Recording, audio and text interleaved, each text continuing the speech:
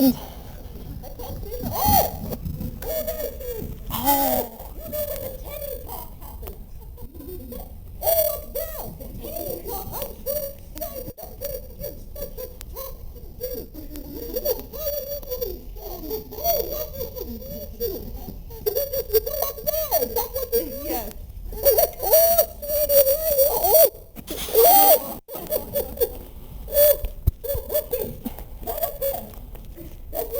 You first.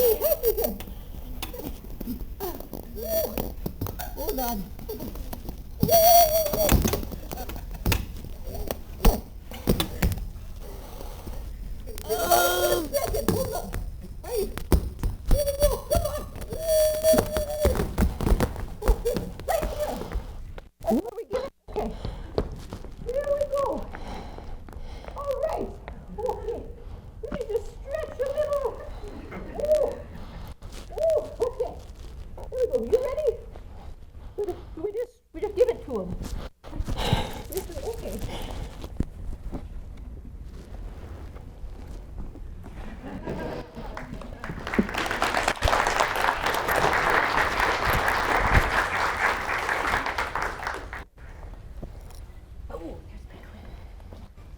Thank you, guys.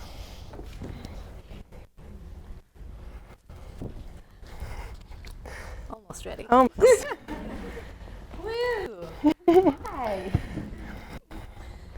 Are you ready, Sheila? I'm ready. Okay, we're ready. We're ready. I'm Sheila Leutwiler, And I'm Rachel Milford. and we're the co-directors of the Cattywampus Puppet Council. So you might be wondering why Cattywampus? Well, Cattywampus is generally defined as a little off-kilter or slightly askew or awry. For us, the Southern colloquialism represents our desire to create place-based art, as well as to embrace imperfection in both our art as artists and I'm as out of breath, performers. too. I know we shouldn't have come on the puppets first. The desire to play together as adults was actually the origin of the Cattywampus Puppet Council. And that's what we'd like to share with you today, a little bit about our origin story, as well as why we think play is important and also crucial for the health of our communities. We good? As children, play is innate and an inseparable part of daily life and reality. It is both pre-verbal and pre-conscious. We come into this world as creative and curious beings. Here you can see Rachel and I workshopping some early characters at a very young age. We were good back then. We're so good. And this sort of play is integral into our brain development as children. Landmark neuroscience research done with rats in the 1960s by UC Berkeley's Marianne Diamond found that play causes rats to grow bigger, more developed brains with thicker and more developed cortex. As the field of play science has grown since, we have discovered that play is essential for cultivating problem-solving skills, adaptability, creativity, and emotional intelligence. Play is how we connect, writes Dr. Stuart Brown, clinical researcher and founder of the National Institute for Play. Through studying both the human and the animal world, Brown has found that play is instrumental in helping us build relationships and cultivate our emotional intelligence and empathy, not just as children, but throughout our adulthood as well. Although our brains go through incredible growth from the time we're born until our early 20s, neurogenesis is still continues throughout our long lives, and play stimulates that neural growth. Brown has devoted much of his life to specifically advocating play for adults, not only for its ability to prevent mental decline as we age, but also for its effect on our individual and communal well-being. The opposite of play is not work, it's depression, writes Brown. Playing as adults creates pleasure, joy, and a suspension of self-consciousness and time. When we engage in an imaginative play, we're actually in a different emotional state. We experience what psychologist Mihai Csikszentmihalyi calls flow. As we grow older, playing, particularly doing so in public, is viewed as foolish, impractical, unproductive, and purposeless. Yet imagine what a world without play would look like. There would be no art, no music, no dancing, no comedy, no funny grandma and grandpa. There would be no dreaming. So Play is what lifts us out of the mundane. It engages our empathy, and it makes us more fully human. Well said. Thank you. So 2 years ago, I asked a new friend, Sheila, to come play with me, to spend an afternoon building puppets. And after many hours of sculpting and paper mache covered in cornstarch goop, we had managed to bring 2 whimsical characters to life. Once Grandma and Grandpa were finished, we decided to take them downtown on a first Friday and, practice our geriatric dance moves and see if Knoxville was ready for a little bit of puppet magic. So there we were, inside our puppet helmets, stumbling around hand in hand, and what amazed us was the joy and laughter that we witnessed through our tiny puppet eye holes. Not only were we having a blast, but everyone Grandma and Grandpa encountered, child and adult alike, seemed eager to play as well. And really, it was in this moment that we realized what would later become our organization's mission: to cultivate community and promote play through the puppetry arts.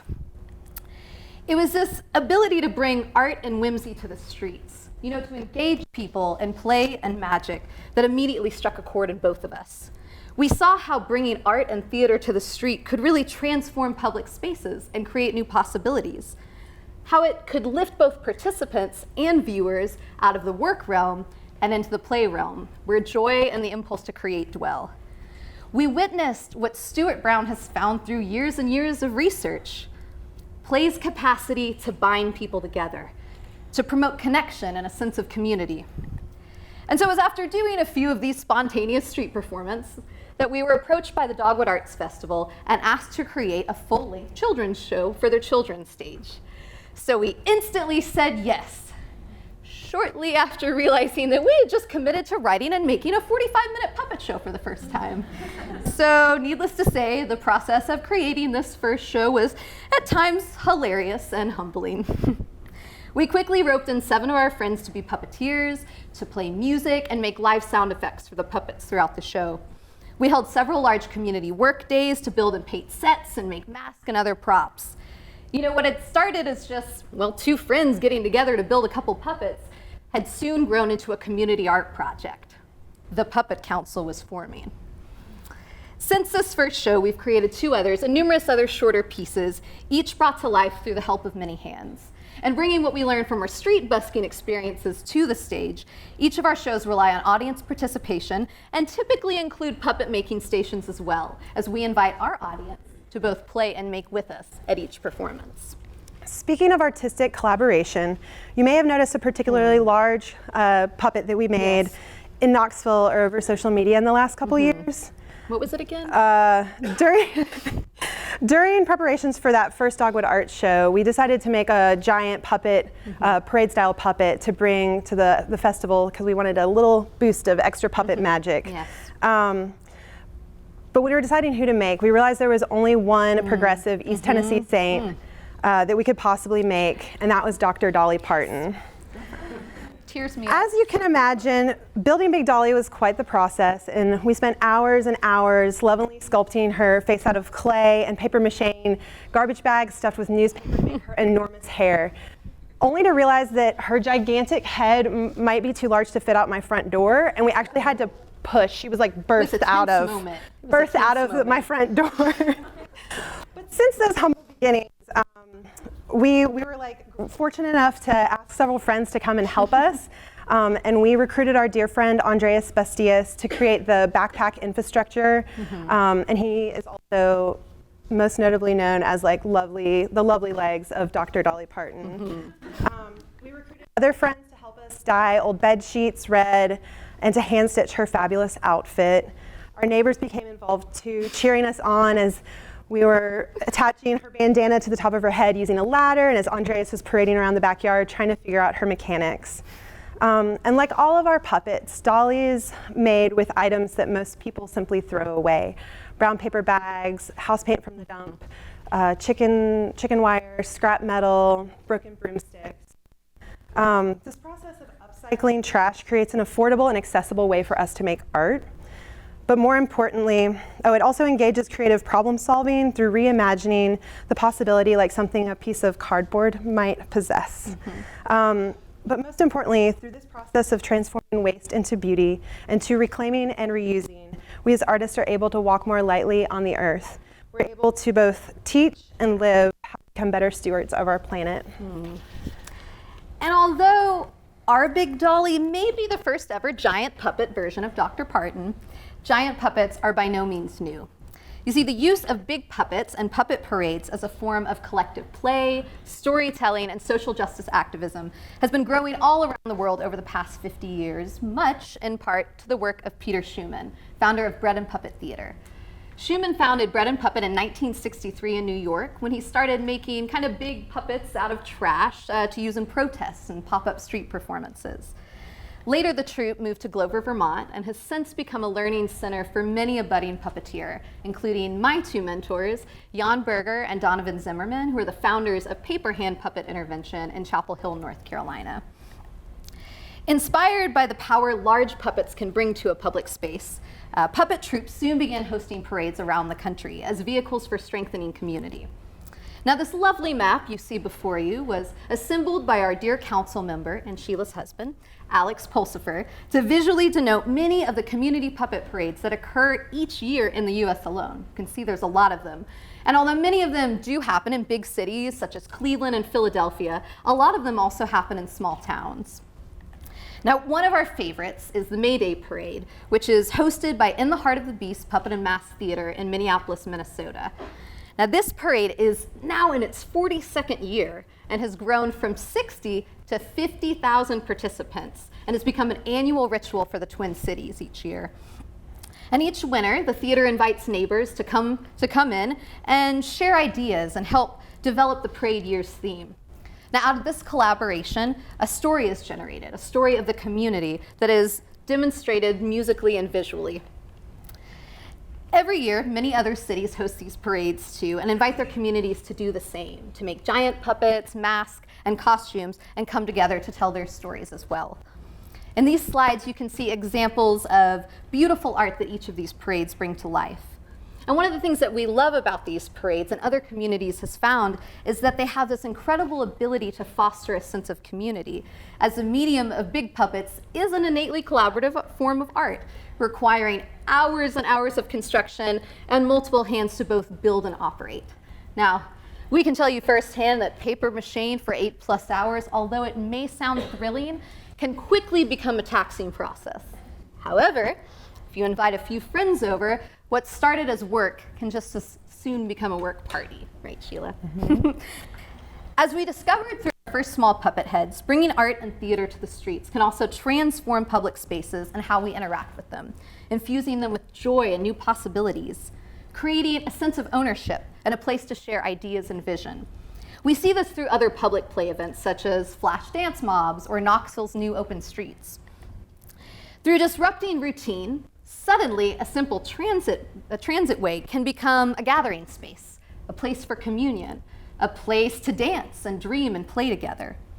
And giant puppet parades can similarly transform a streetscape, birthing magic, wonder, and palpable love through creating these communal spaces for us to cultivate our imaginations and share and listen to each other's stories. Now, we both got to experience this magic firsthand, carrying Big Dolly in the 2016 Pride Parade, watching her towering 14-foot-tall body evoke laughter and smiles and spontaneous dancing as we participated in this community celebration of the power of love. You see, when we come together as a community to create, to listen, and to share, a synergy occurs. New possibilities and new relationships arise. In a time when many of us find ourselves disconnected from our greater communities, from our natural world, and from ourselves, the arts can be a vehicle for helping us come back to life, for helping us imagine and create a life-sustaining world where everyone's health and wellness is valued. Playing together can also give us the fuel, strength, and the resiliency that we will need to do this enormous and often exhausting work. More now than ever, this form of collective public play and storytelling can promote life, cultivate empathy, and connect us amidst the fear, destruction, violence, and hate that seems to be pervading our world and our government right now. See, the act of playing together and sharing our stories can and must be a part of our healing as a people and a planet. In fact, we would argue that through its sheer ability to connect us in a world that so often seeks to divide us, playing in these times isn't truly a radical act. As the late poet Jack Gilbert wrote, we must risk delight. We must have the stubbornness to accept our gladness in the ruthless furnace of the world. So, without further ado, we are excited to announce that this spring, the Cattywampus Puppet Council will be creating and facilitating Knoxville's first ever giant puppet parade. The Appalachian Puppet Pageant will be an East Tennessee-inspired community arts project, bringing together members of all ages and backgrounds to celebrate the local ecology and rich culture of our region. Community members will be the driving force of this parade, crafting both individual and collaborative pieces, then joining together in celebration and play to share these artworks with the rest of the community. The parade itself will engage its participants and viewers through all of their senses as we create a living, breathing work of art and take to the streets of Knoxville. The theme for this year's parade is synergy, as we honor the power and the beauty that can emerge when we collaborate, when we recognize that our liberations and our well-being as a planet, a species, and a community are all intertwined. The parade will be free to participate and is open to all members of the community, in part due to a small seed grant from the Burning Man Global Arts Foundation. We are, however, still in need of financial support, material donations, and studio space to bring this project to life and to continue to grow community-based art in Knoxville. In the coming months, we will be offering several free workshops to community leaders, as well as partnering with several community groups to create creations for this parade. We also have plenty of free resources available on our website, and we hope that information on the website is there to inspire you to create your own puppets, masks, and costumes, and to come out and join us in this parade. We'd ask that you tell your stories of place and to make art that celebrates the culture of love, creativity, and mutual dependence that we wish to foster in Southern Appalachia. So on behalf of the Puppet Council, we ask you to grab some cardboard and a paintbrush and maybe some googly eyes and come and play with us this spring. Thank you. Thank you.